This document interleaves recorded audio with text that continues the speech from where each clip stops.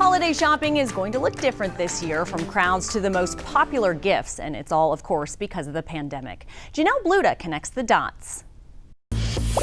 Holiday shopping during a pandemic will be different, from what is on sale to how much people are spending. Let's connect the dots.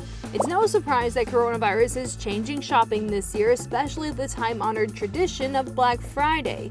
To the delight of retail workers everywhere, most stores this year did away with Black Friday deals that actually start on Thanksgiving, instead opening up early Friday morning. Many chains are limiting how many shoppers can come in at one time, and others are limiting popular deals to online only to prevent people from camping out.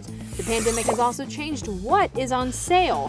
Think less party dresses and a lot more pajamas. Clothing retailers say they are stocking up more sweatpants and fuzzy sweaters this year to meet demand.